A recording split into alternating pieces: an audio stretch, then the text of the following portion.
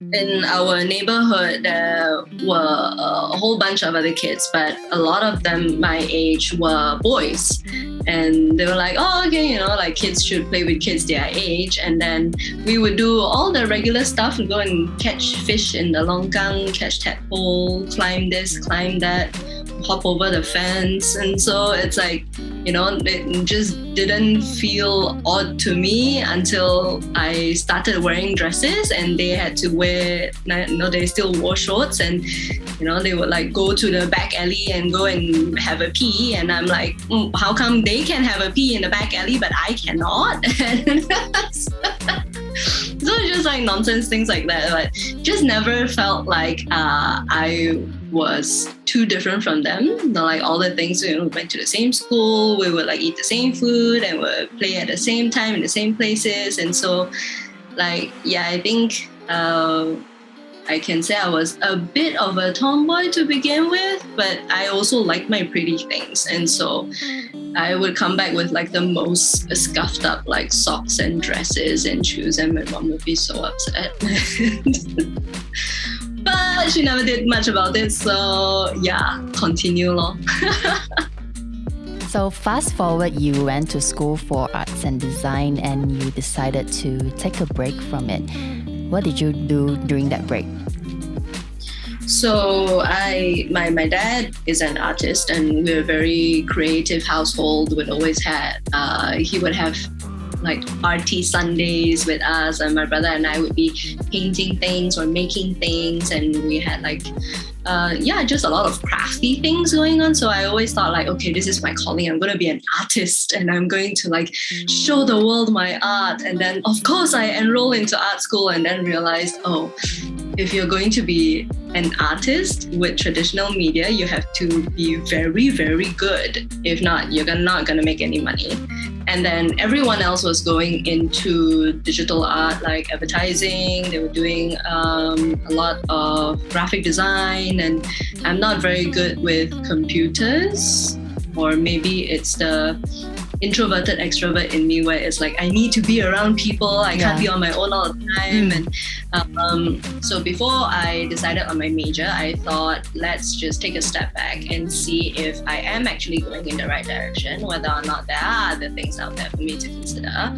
And so I told my mom I'll take a year break, and it's like, okay, what I'm going to do for a year, right? And it's not like I'm going to get any allowances. And so I thought, maybe I should get myself a job. But like, who's going to hire me? So go out, and then, thank goodness that was when Starbucks was still very good in their training. I don't know about now because I haven't worked at Starbucks in a long time. But back then, I was very lucky to have walked into the Wanutama New Wing Starbucks. Woo! So long ago. Oh my gosh. So I went in there. I was like, I'm looking for a job. Will you guys hire? And they're like, yeah, sure. They had a chat with me and then sent me over. And the great thing about that was I was put into a very structured beginning for F&B.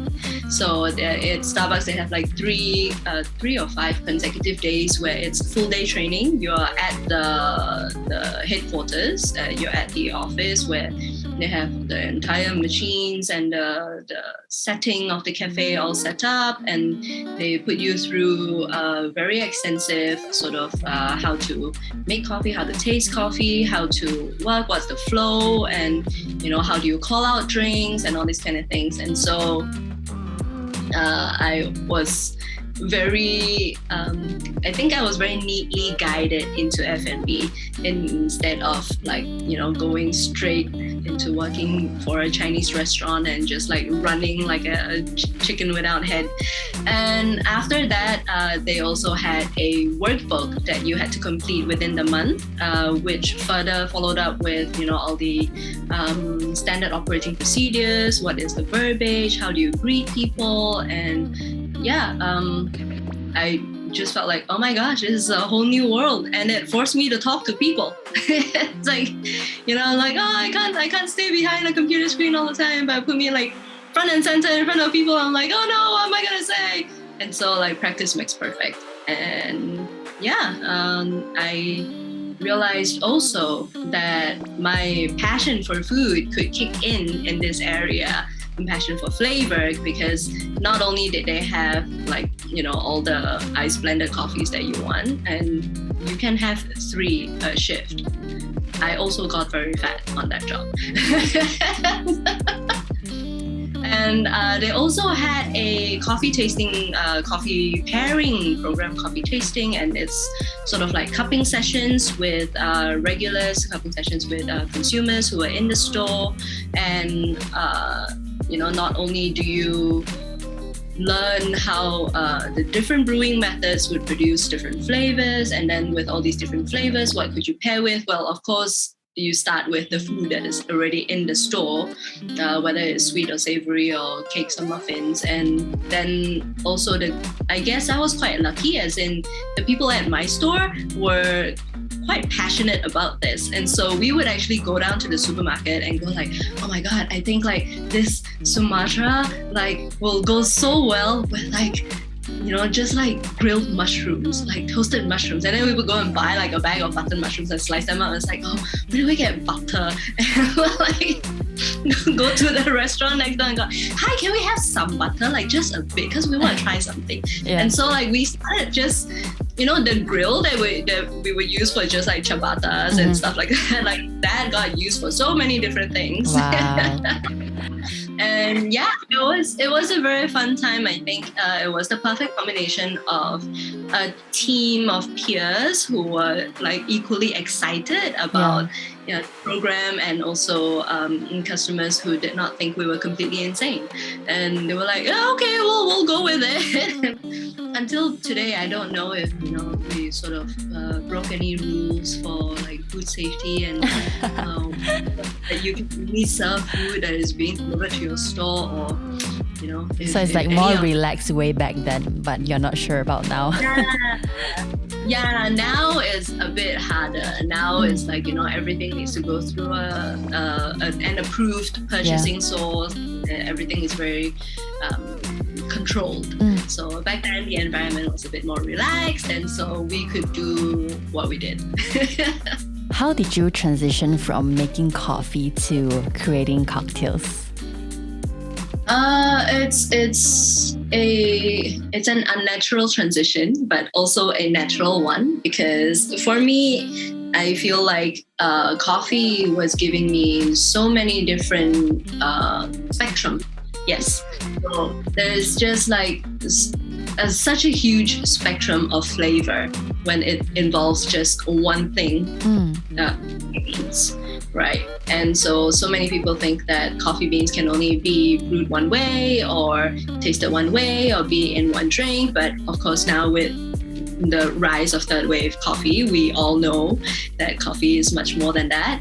And then I got intrigued by grapes. And I thought, okay, how can just one thing, grapes, but there are so many varietals, you have the Sauvignon Blanc grape, you have the Merlot grape, you have the blah, blah, blah, so many things. And so it's like, okay, so it's not just grape, it's not just red wine, white wine, it's not just champagne. And there are like so many varieties as well. I'm like, okay, I want to study more. So I walked into a wine shop that was near my house and just straight up asked them, are you hiring? Wow. They're like, not exactly, but I guess we could chat.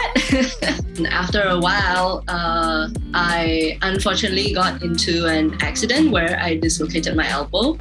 We may or may not talk more about that. And then while I was recovering, of course, I got laid off from my job because I couldn't carry wine crates. Yeah. Arrange them with a broken arm. And then when a friend was doing work with 789, which is owned by the Sold Out Group, he was like, hey, they're hiring. Do you want to go try out? And I'm like, I don't know how to make cocktails. I can make like juices, I can make coffee, and like that's about it. And he's like, yeah, it's okay, they'll teach you. And I was like, how old were you like during this transition when you're thinking maybe I should go into cocktails? 18, 19, yeah, just past the mark where you can legally work with alcohol. Yeah, and then so I went in, I had a chat, the owners and the GM, they were very, very sweet, Michelle, and then she was like, oh, when can you start? I was like, I can start anytime, I'm not working right now. And she was like, do you want to start tonight? I was like, tonight's a bit of a rush, but I could come back tomorrow.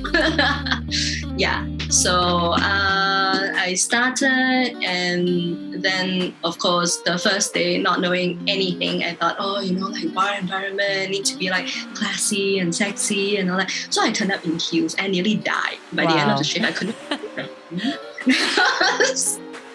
And of course, like my bar supervisor back then, the late Frankie Anthony, he thought that I was just gonna quit on the spot. Like, she's not gonna come back tomorrow.